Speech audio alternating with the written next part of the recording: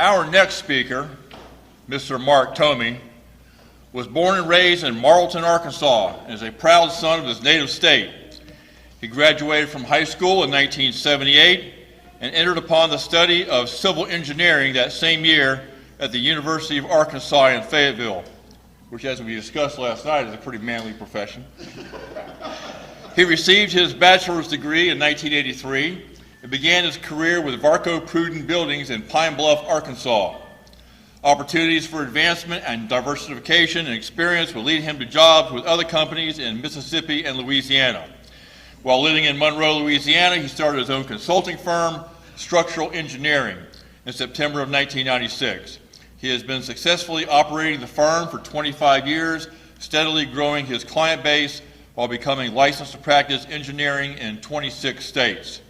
Mark has been a member of the League of the South since 1996 and has served on the board of directors since 2004. In 2017, League President Dr. Michael Hill appointed him as the League Executive Officer.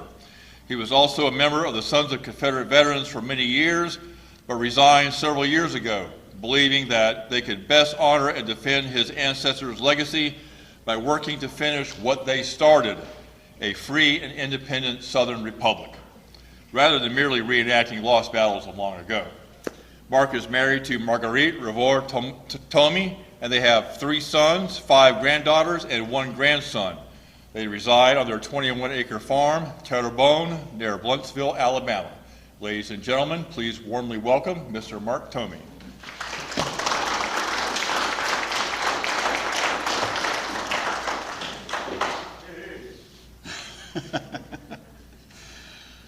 Well, thank you for that introduction, Mike, and thank you to the Florida League of the South for inviting me to come down here and speak again. It's been several years since I had the opportunity to come down here and speak to you folks, and as some of you may know, I had to take a brief hiatus from the league for about a year or so, but I'm proud to be back on the team and back in the game. So thank you again for having me.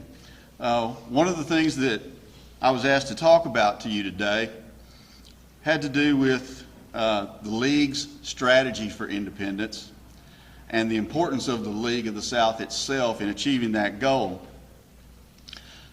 But as I got to thinking about it a little bit, I wanted to adjust that approach just a little bit.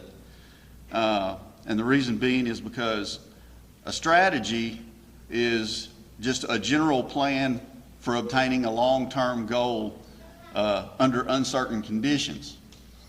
Now, the League has had a strategy, a long-term goal, since its inception. And that long-term goal is the complete cultural, social, economic, and political independence of the Southern people from this rotten United States of America empire. That is our overall strategy. Methods of achieving that goal fall more under the classification of tactics. And tactics is what I really would like to concentrate more on today, at least a few things anyway. A tactic is a carefully planned action designed to achieve a specific end. Now, as far as the overall strategy goes, the League of the South has scores of position papers, articles. We have a book-length publication called the Gray Book, which outlines our vision for what a free and independent Southern Republic would look like. So I don't really want to spend a lot of time today, especially since we're a little behind schedule, in plowing that ground once again. I would just simply refer you to our League of the South website, where you can read a lot of those position papers, a lot of those articles, and even purchase a copy of the Gray Book if you're so inclined to get a more in-depth explanation of many of the issues as we would frame them for a free and independent South. But I want to talk a little bit about tactics today.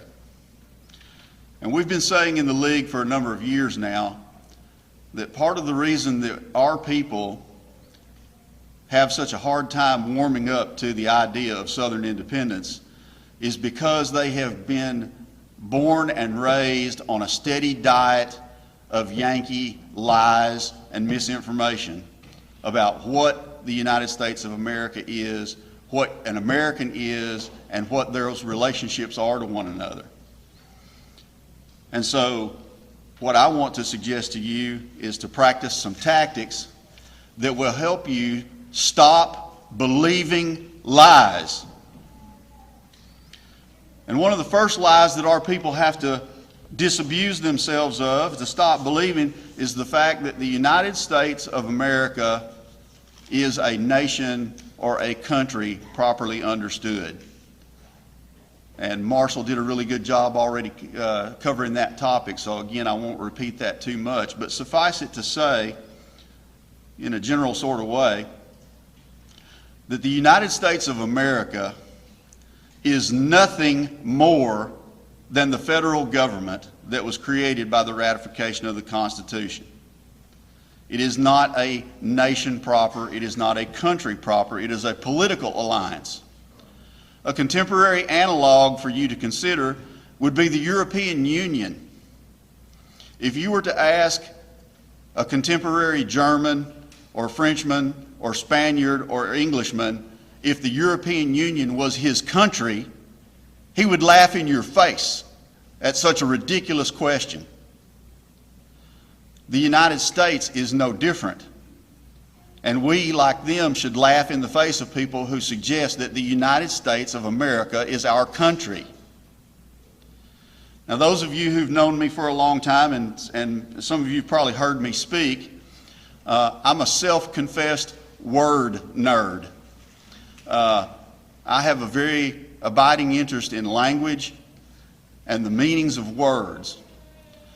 And as the late Rush Limbaugh used to say, who I used to admire until I became a Southern nationalist, he used to say, words mean things. And he was correct about that. He might not have been correct about a lot of other things, but he was correct about the fact that words mean things.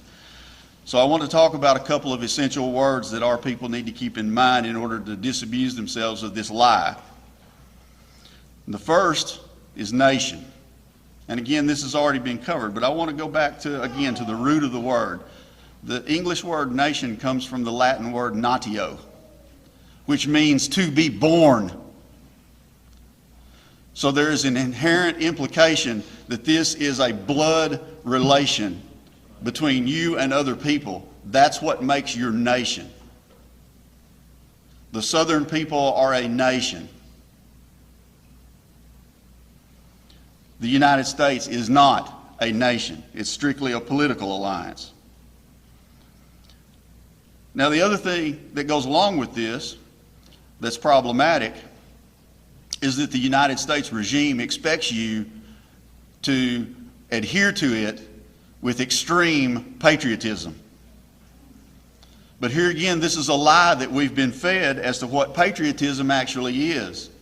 So let's go back to the root of the word. The English word patriotism derives from the Latin word patria, which means your native land, your fatherland, the place where you were born, the place where you live, a tangible place on the face of the earth.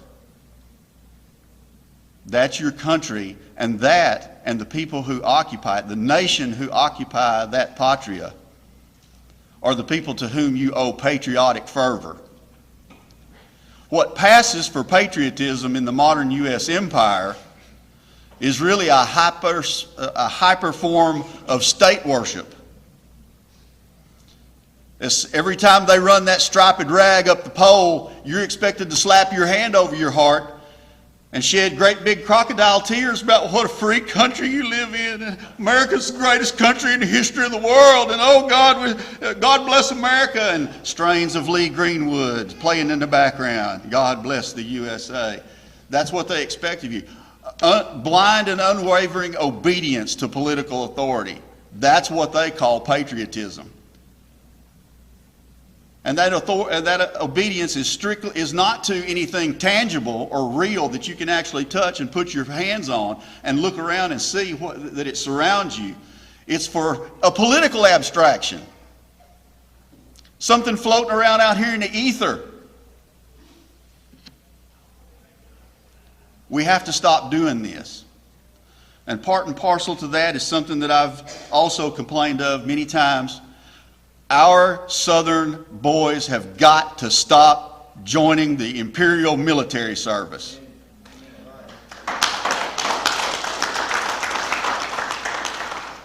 We need to instill in our young men, and our young women too, that the only nation that they should be willing to fight and die for is the one that they actually belong to, the Southern nation.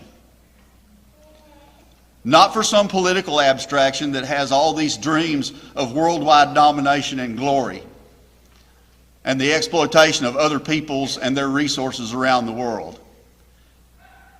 That's not worth dying for. When George W. Bush was president and he initiated the war in Iraq after 9/11, there was some talk about it revitalizing the draft. And I had sons who were draft age. And I sat them both down and I told them, I said, if they do that, I will spend every last dime I have on this earth to get you out of this country and away from it. And I said, don't get me wrong, boys. I believe to the core of my soul there are things that are worth fighting and dying for. But that crap ain't it. And I am not going to sacrifice you on the altar of their empire.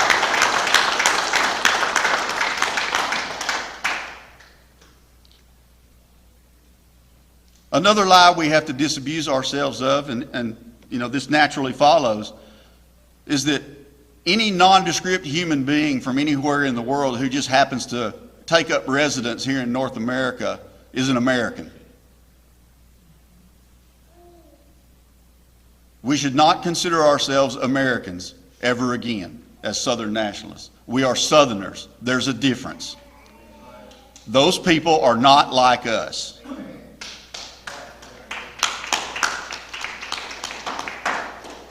Back in November last year, before the federal selection, and I use that word purposely, I was visiting my folks in Arkansas, and my dad was watching the news, and they were talking about the upcoming election, and he was getting really agitated and upset about how things were going and the prospects that the glorious Trumpster was not going to win re-election, you know, and oh, woe be unto us if he doesn't get re-elected. And he said, I just don't understand why everybody can't get together and do the right thing, why we can't all agree on what the right thing is to do for this country. And I looked at him and I said, Daddy, I love you, and I'm going to tell you this with all the respect that I can muster. I'm going to explain to you why that can never be. I said, you're 82 years old, and you've been outside the country of Arkansas maybe 4 times in your whole life. A couple of vacations to Florida, one to Texas, and then one time he went with my aunt and uncle to the Cayman Islands. I said, now by contrast, what I do for a living has allowed me to travel pretty extensively around most of the contiguous 48 states. And not just to visit, but to be there for a long enough period of time that I got a good feeling for the people in that location and how they thought about things and how they lived and so forth. And I looked at my dad and I said, I'm going to tell you something, Daddy. Based on my experience, the only way that you can call you and me and somebody from New York or Massachusetts or Michigan or Nebraska or California an American is that we all just happen to suffer the accident of being born on the North American continent. Beyond that, we have almost nothing in common with each other.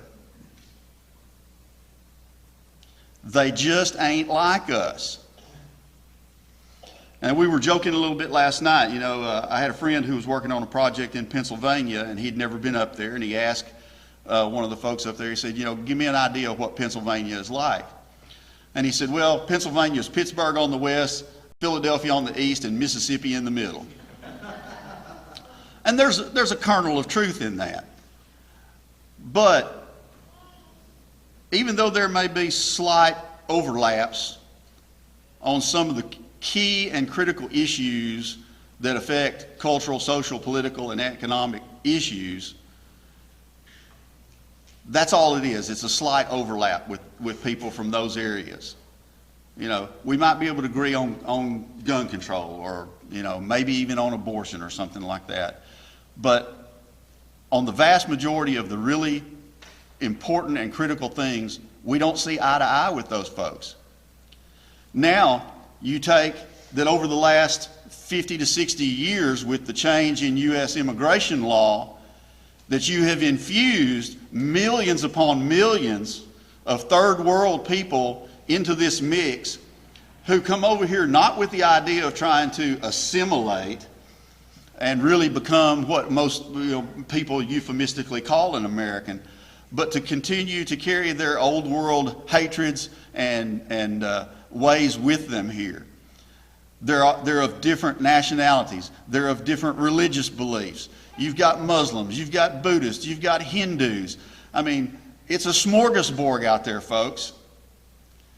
And so I looked at my dad after I explained all that, and I said, now, Daddy, you tell me how you're going to make 300 and some odd plus million of that kind of mixture of people all be happy and work together under one system of government. And he just kind of looked back at me with a blank stare, and I said, it's not going to happen, Dad.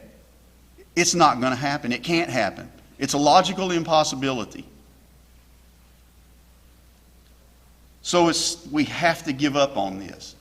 We are a blood and soil nation as Southerners.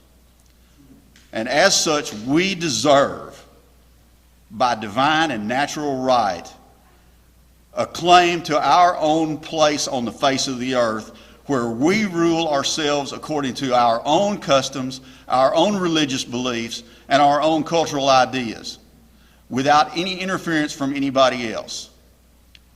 I'm okay with being good neighbors with these other people and learning how to get along with them, but we cannot coexist under the same system of government with them. If we haven't figured that out by now, we're never going to figure it out. We're balkanized to the point of no return. You know, once upon a time when America was still a 90% white, Western Christian republic, and we pretty much agreed on the fundamental principles of how things ought to be, and the only real difference between politicians was just how to implement those principles, and to what degree. You know, there was some semblance of being able to get along. But with the way it is now, it's never going to happen. It's just never going to happen. There are too many different ideas in the mix, and rather than there being a fundamental agreement on those core issues, there is vehement disagreement. We're diametrical on many of these things. So how is it that we're going to be able to find peace and harmony with one another when this particular election cycle, Group A is in power, and they're beating everybody over the head with their ideas of doing things and the way they want it. And then maybe the next time Group B will be in, and they'll get to beat Group A up for a little while, and then we just repeat the process over and over and over again. And we never get anywhere, except further down into the depths of hell. As a free and independent republic, we can put a stop to that downward spiral, because we will all agree on the fundamental concepts. There won't be any of this divergent disagreement over things like abortion, or immigration, or gun control, or sodomy, or any other host of other hot button issues that you want to talk about. So for us, it's an absolute. We have to have our own place. We have to have our own country, ruled by us according to our beliefs. We have to give up on the false notion that the U.S. empire is reformable, or that it's even desirable. And again, if the last selection hoedown in November didn't prove to us that the fix is in, then pray tell what will. I think it's safe to say, and I've said it several times since, that you can forget ever having an honest and fair election in the U.S. system ever again. They know they can pull it off now, that they can put whoever they want in there and nobody can do anything about it. So what's the point? As Dr. Hill said in his comments, it's why participate in that dog and pony show? It's a circus. It accomplishes nothing. Like him, I still vote in my state and local elections because there's some hope of making some kind of changes there. But for 20-something years now, whenever I go into a voting booth, if there are federal offices on the ballot, I've voted for Robert E. Lee, Jefferson Davis, and Stonewall Jackson, and John C. Calhoun I don't know how many times. Because I've always said, a dead one of them is far better than the live bastard, I promised my wife I wouldn't say sons of bitches, than the alive bastard they're putting up for the office. So there's no hope for us to stay in the U.S. system and think that we can reform it. In his epic poem, The Divine Comedy, Dante Alighieri describes his journey in the Inferno section of that, describes his journey through hell. And as he is being escorted to the entrance of hell, he notices that there's an inscription above the door. And it says, "Abandon hope, all ye who enter here." And I would like to offer a paraphrase for you to consider in relation to our wanting to try to reform the U.S. empire. Abandon all hope, ye who stay here.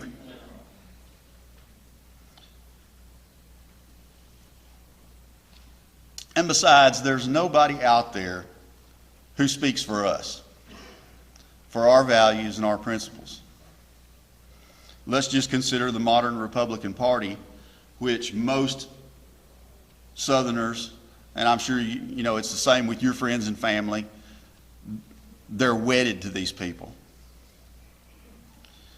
But what has the Republican Party ever done for us except stab us in the back?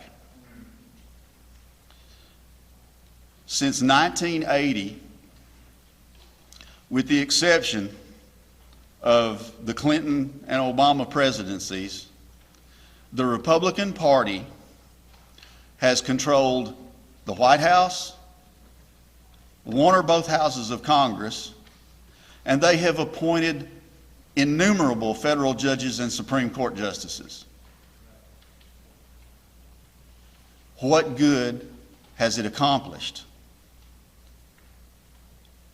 Did they get rid of the income tax? Did they get rid of the Federal Reserve? Did they get rid of public schools? I remember as a college student in 1980 watching Ronald Reagan debate Jimmy Carter.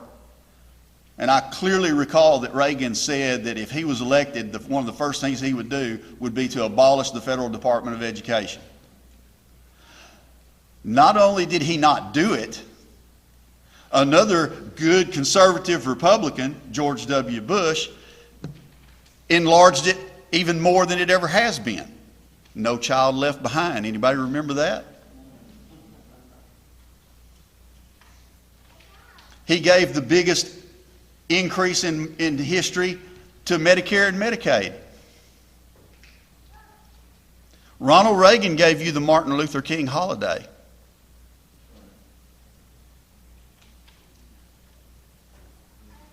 How are these people reforming the empire? They're not. as has already been pointed out by the other speakers that preceded me, they are merely the shadow that follows radicalism towards perdition. They throw up a certain amount of pious dust and a little bit of grumbling, but in the end, they always give in. And then they, in turn, adopt those radical ideas as part of their own party platform. So the Republicans don't want to get rid of the welfare state. They just want to manage it a little differently.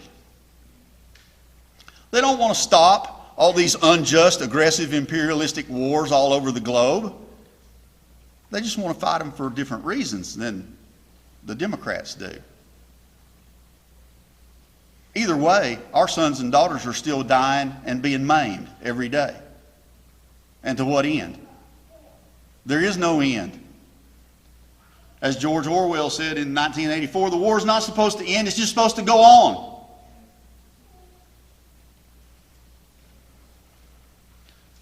None of the institutions belong to us anymore. You can't get redress in the courts. Again, case in point, Donald Trump, after the selection in November. Widespread evidence of voter fraud. Donald Trump appointed 3 Supreme Court justices during his term.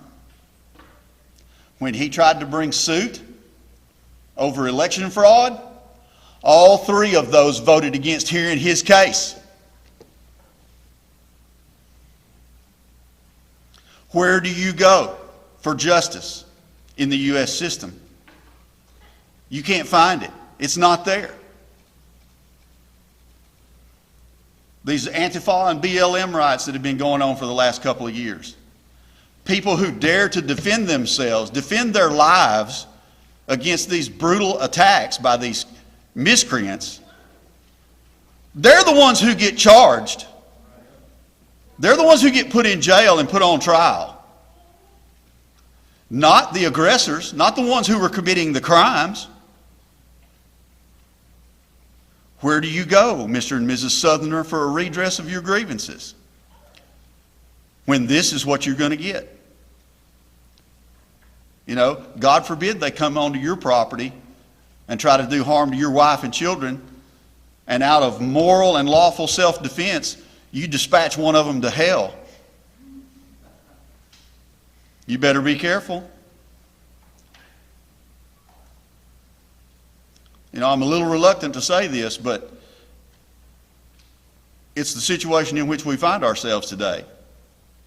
You're not going to get justice in their courts. They're going to find a way to send you to prison and or take everything that you have. If they're going to make you an outlaw simply because of who you are, then play the damn outlaw.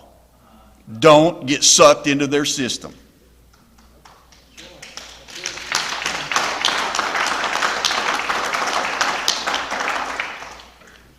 Good Southerners like Jesse James understood that. And it's a sad reality of the times in which we live that some of us may have to make that same kind of choice at some point. God spare us the day. But folks, you better think about it now. And you better be prepared for what you're going to do. Because if you wait until they put your back against the wall and the knife against your throat, it's too late. You've already lost. So think about it. What about amending the Constitution? Well, you know, there's a lot of hoopla for the last, or has been a lot of hoopla for the last 3 or 4 years. A lot of people are pushing this Convention of States thing. Have most of y'all heard of this Convention of States deal? They want to try to call a constitutional convention and tack on 3 or 4 more amendments that, you know, that's going to fix it. Well, my question to them is, they don't abide by the ones that are on there now.